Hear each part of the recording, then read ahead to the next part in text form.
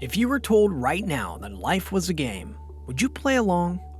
Picture a world where your life is like a video game, a place where you don't overthink things, where you don't fear expressing yourself, where you are excited by new challenges and even enjoy and laugh your way through them. How does this thought make you feel? The great philosopher Alan Watts asks us to wonder, what if all of life was just a game? Would we continue to take it as seriously as we do? Would we get offended as easily? If you take it too seriously, you're going to start destroying each other and fighting and saying, this city against that city, this country against that country, so on. By taking life as a game and seeing ourselves as characters, we begin to take life more lightly. Sadhguru also has the same idea, asking if seriousness stops us from experiencing life's true beauty. The most responsible way to live is that you're playful with life. It's absolutely irresponsible to carry a long face and walk around on this planet. How would you feel or act knowing this life was a video game? Would you be more relaxed, more yourself? Everything in existence, every being on this planet, and all the building blocks that make us who we are part of a cosmic game. This is not a game to be beaten, but to be experienced. Think about it this way. If every game in the world could be beaten in 5 minutes, would we derive the same joy from playing it? A question that naturally arises here is, why should I take life as a game? You may think, this is real stuff. How could I see this as a video game, man? Well, we don't even know if this is real. Some suggest we live in a simulation and can perceive less than 1% of what is out there. So, when we go deeper into how life works on a micro level, we are not really sure about most things. If we look at life as a game, do we have to play? Or is it a game that we can opt out of? In Watts' view, some people enjoy being a part of a game. They feel safe in it. The rules of the game fit them well. A few others, like monks for instance, might choose to leave the game. They may feel as though they belong better on the sidelines. They would rather observe than play. A sane society, Watts says, allows for both of these options to exist. A society that forces you to play, one that says everybody must work, everybody must join, everybody must belong, is one where freedom disappears. But in reality, we are all a part of the game of life. If we were all to opt out, it wouldn't work as intended. Then a lot of people get together and say, well, what would happen if everybody quit? I ask, what would happen if everybody decided to take American Airlines Flight 3 to New York tomorrow? Well, they just wouldn't get on. I mean, and they won't anyhow, because a lot of people aren't interested in that, are not ready to quit. Instead, once we imagine our universe as one giant game, and that we all play a special role, we can derive pleasure from existing within the game's confines. To do that, we also have to understand that what drives this game forward is playfulness. What does that mean? Think back to your childhood. When we were younger, being playful came naturally. Everything around us was something worth exploring. Every experience was new and exciting. When did we lose this playfulness? When did we start being so professional and serious? When did we become afraid of being authentic and scared of being judged?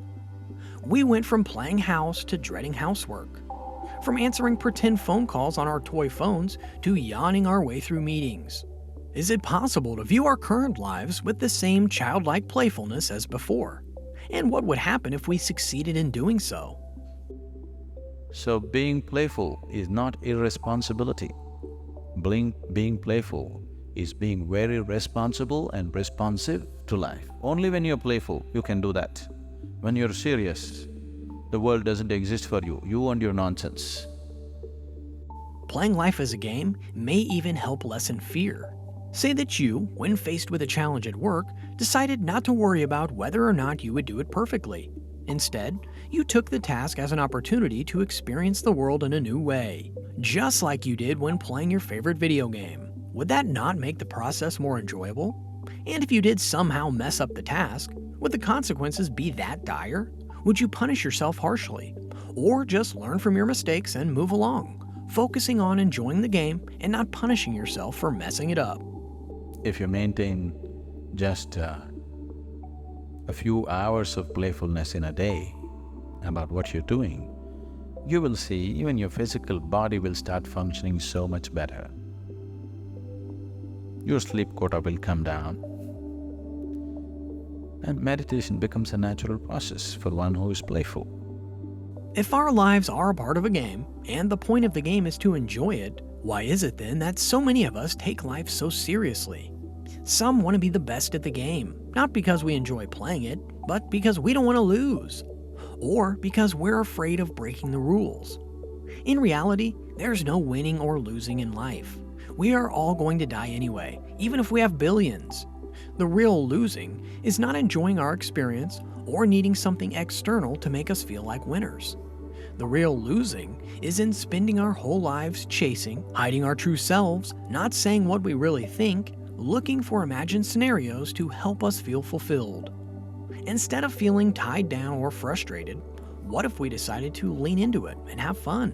Would we then not attempt to discover new rules to the game of life? To play the game and to know it's a game can be quite fascinating, and not really giving the show away, but giving it away enough somehow. And that, you see, is the Joker's function. So, what he is doing then is he is in a point of view where he sees all that is going on as a game.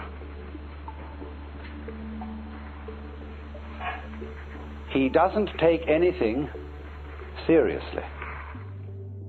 Through these teachings, neither Watts nor Sadhguru mean to trivialize our lives. Learning how to take life less seriously is not easy. We have many responsibilities that won't go away, even if we recognize we're in a game. Your friends, family, work, house, and other responsibilities don't disappear. Life can still be challenging and cruel, even if it is a game. But playfulness is extra important when we run into difficulty. It is then when we are in most need of new ways to bend the rules of the game. It can be comforting to know that there will always be a greater balance. Though, while we are masters of our own universe, we are at the same time connected to the rules of the larger game, the one in which all living things take part. The problems that exist in the world are not simple. If you try to grapple with them without the necessary playfulness in you, don't ever think you're going to solve the problem. You will just get gobbled up by the problem. That's all that will happen.